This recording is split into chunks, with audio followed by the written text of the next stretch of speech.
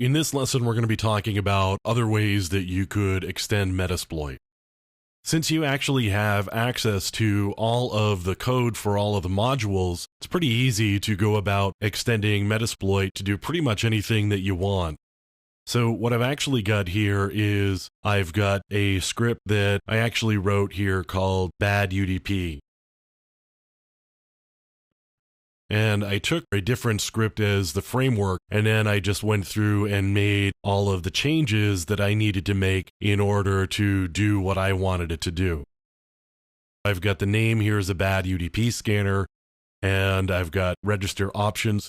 So these are the options that would show up. And in this case, I'm looking at a remote port of 9876. Now, the reason for actually doing this is on a different server here, I've actually got a UDP server that's written in Java that's just going to sit here, and it's actually going to receive input on UDP port 9876.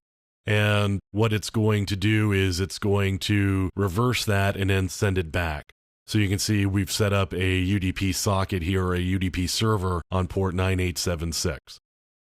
So what I'm doing is I'm going to scan the network in order to find any system that's running that particular server.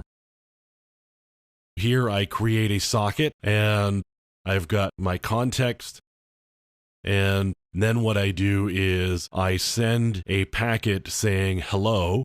What it does is it just echoes it back. Basically, we're just looking for the two characters here from the packet that we've sent. So I can get out of this, and now I can run MSF console, and remember that the script is called bad UDP.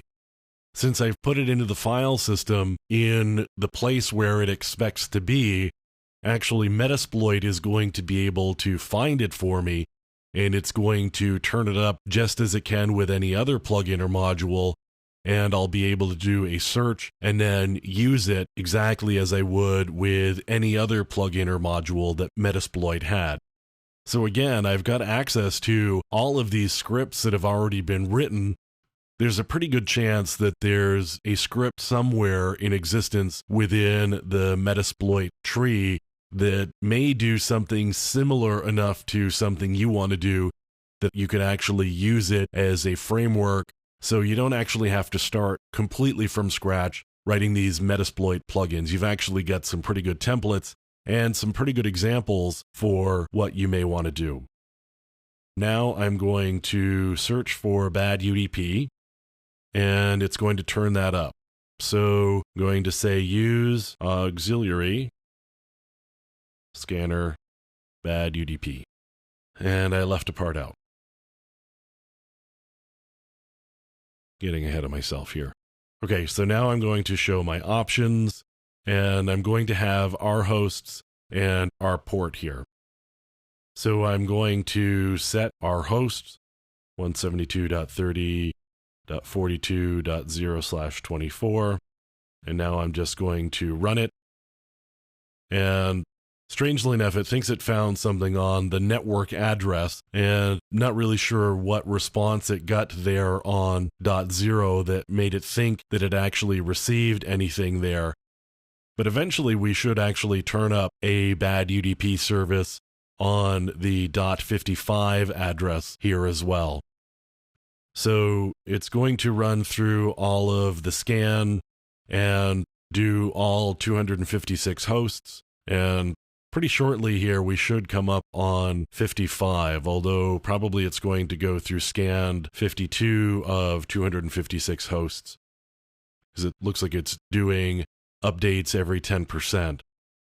So shortly after the second update message, we ought to get an indication that we had received or found the bad UDP service here, and sure enough, we did. Found bad UDP service on 172.30.42.55. So you can see you've got some pretty good ability to add your own scripts into Metasploit to do different things like exploits and discoveries and scans and any number of other things that you may want to be able to do. And again, you don't have to start from scratch. There's a pretty good variety of scripts that are available already that you can use both as templates and as learning tools, so you can see how Metasploit and Ruby actually work with what they do, and you should be able to get up and running writing your own scripts pretty quickly.